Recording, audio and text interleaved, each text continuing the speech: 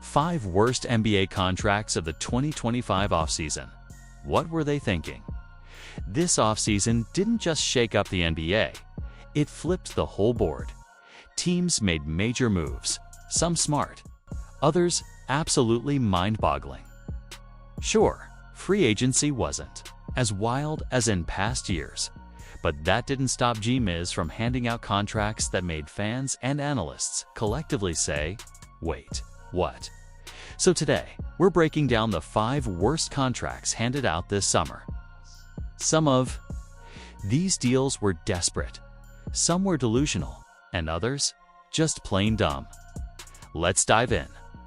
Milwaukee Bucks, Miles Turner, 2 for years. $76 million. Let's get this straight.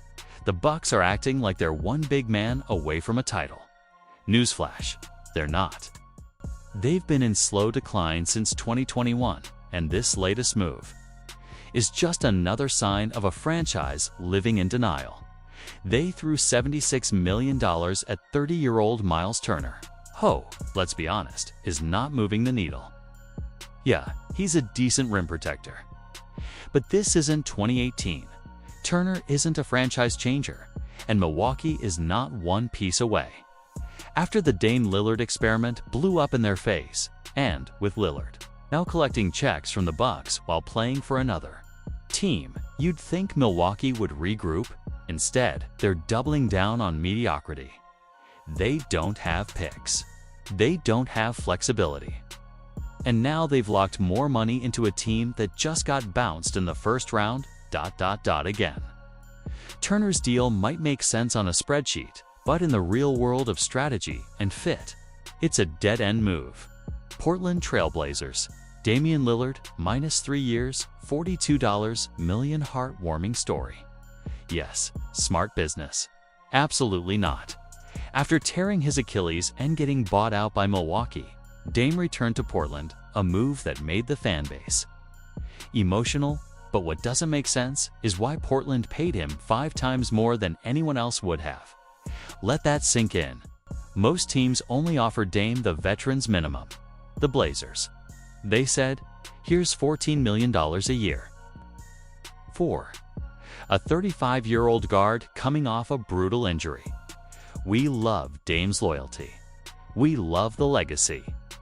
But this ain't 2019, it's 2025, and the odds of a 36-year-old post-Achilles Dame regaining his superstar form? Very, very slim. The Blazers could have had this fairy tale reunion for peanuts. Instead, they emptied the vault. That's not romance. That's poor management. Dallas Mavericks, D'Angelo Russell, 2 years, $13 million. This might not sound like a massive contract until you remember how bad D'Lo has been. Dallas signed him to help hold the fort while Kyrie rehabs his torn ACL. But this version of D'Angelo Russell isn't even starter material anymore. Let's call it what it is. He's a liability. He shot just 39% from the field and 31% from 3 last season. He's a defensive black hole, and his decision-making still questionable after all these years. Yes, the price tag isn't outrageous, but the expectation is, if you think D'Lo is going to hold it down until Kyrie returns, then you haven't been watching D'Lo since, what, 2019? This contract isn't just bad, it's delusional optimism wrapped in empty stats. Detroit Pistons, Duncan Robinson, 3 years, $48 million and their offseason. Another team falling for Duncan Robinson's shooting highlights from 4 years ago. This guy's agent deserves a Hall of Fame plaque for how many times he's cashed in on the sniper label. Yes, Duncan can shoot, but he's not elite anymore. He's not versatile, and he's not worth $16 million a year. The Heat already learned this the hard way. The Pistons? They apparently didn't get the memo. Duncan is a one-trick pony. No defense, no creation, no playmaking. And now he's getting paid like a top-tier rotational piece in a market where no other team even bid on him. Desperation is one thing, but bidding against yourself to overpay for an average shooter is just next level. Nonsense. Sacramento Kings. Dennis Schroder, minus 3 years, $45 million. This one honestly hurts to watch. After trading away De'Aaron Fox, the Kings had a gaping hole at point guard.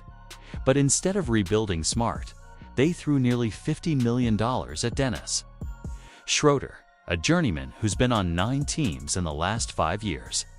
That's not stability. That's a red flag. Yes, he had a decent showing in the playoffs. But that doesn't make up for years of inconsistent shooting, average playmaking, and inefficient offense. The man shot 38% from the field after joining Detroit last season. 38. Sacramento's logic. Unclear. The market for Schroder was dry. Yet somehow, the Kings managed to overpay anyway. Meanwhile, the Magic signed Tyus Jones, a more efficient, reliable guard for half the price. Yup, Sacramento's front office took the panic signing to a whole new level. So there you have it, 5 off-season deals that made us pause, scratch our heads, and wonder what these front offices were thinking. Some were nostalgic, some were desperate, but all of them? Overpays. Now it's your turn. Drop a comment below. Which of these deals do you think was the worst? Or did your team just hand out an even bigger stinker? Thanks for watching. Don't forget to like and subscribe. I'll see you next time.